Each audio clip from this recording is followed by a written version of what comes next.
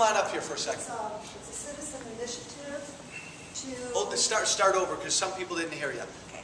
Working with Honest Elections, Illinois. An oxymoron in Illinois, right? It is a citizen initiative to root out fraud in our elections in Illinois. How are we going to do it? 2 ways. One is we've got people who are volunteering to go through the voter registration rolls and weeding out the people that are registered illegally, no longer live there, have vacant lots. Question, is that kind of like what the governor of Florida is doing? Well, yes, it's similar to what the governor of Florida is doing, and in Florida they're trying to remove illegal citizens. And the Justice Department is coming down hard. Yeah, the Justice Department will let them. Racism.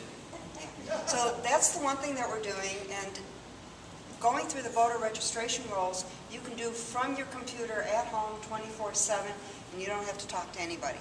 There is a training program that's involved so that you do it correctly, but that is a great first start, especially if you're familiar with the Cook County area or any other area where there's fraud. And the second way that we're doing it is we're training poll watchers for Election Day. Very important. It's very, very important. I was a poll watcher in the primaries in March for the very first time, and I was in Alderman Burke's district. What an eye-opener that was. The stuff that we saw going on was absolutely incredible, and this was... Can you just give us a couple goodies? A couple examples. What goes on? So most people don't realize this. Well, when you first come in, you give your name and address to the registrar. He pulls off the sheet, you sign it, right? And they give you a ballot. You fill out the ballot and you put it in the box, right? Well, what we saw happening is the precinct captain would walk people in and say, this is Joe Walsh, he lives at 1234 South Christiana. The precinct captains who are part of political parties who are supposed to be away from there. Go ahead. And so then the registrar would just not even ask for them to repeat it.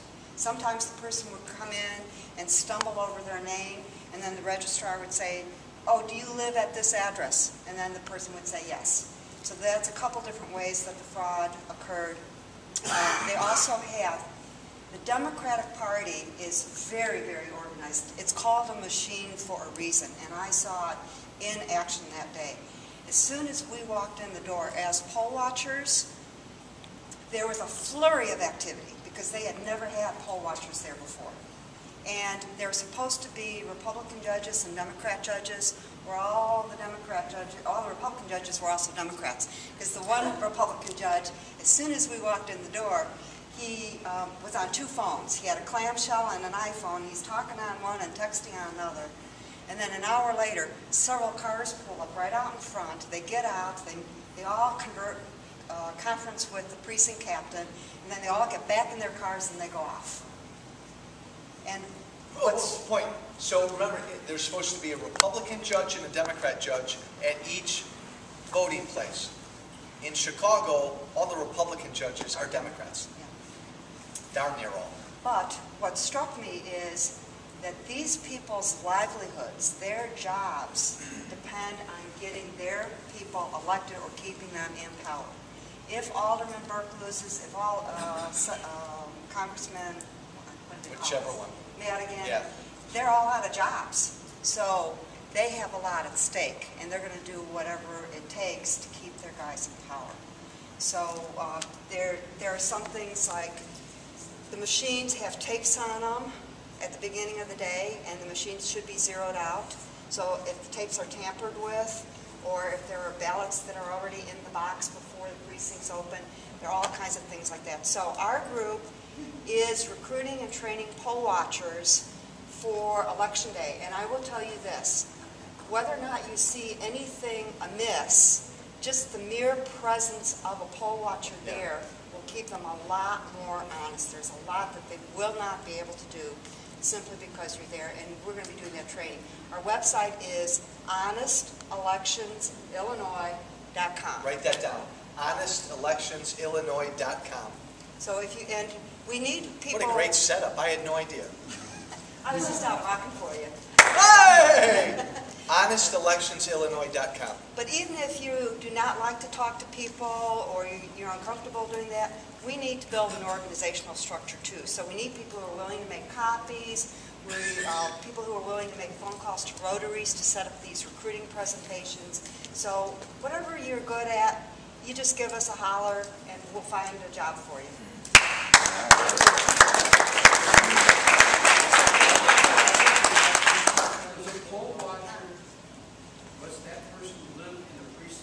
No, they do not have to. In fact, we had poll watchers go up to Wisconsin for the Verify the Recall. Illinois people went up there. So you don't have to live in the district. Any other questions? It's a fascinating topic. What's the problem as far as dead people voting? Is there's still a lot of dead people voting? Honest Elections Illinois is being empowered by True the Vote out of Texas. And True the Vote did this in the 2010 election.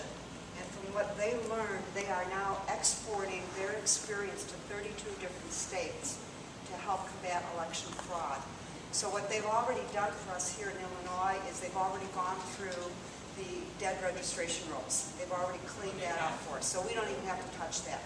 Basically what we're doing is we look at the name and the address and we Google Earth it to see what it looks like.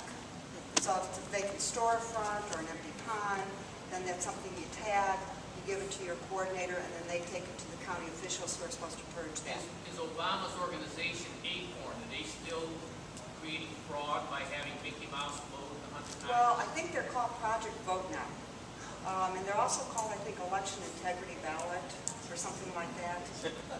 So there's a lot of fraud out there.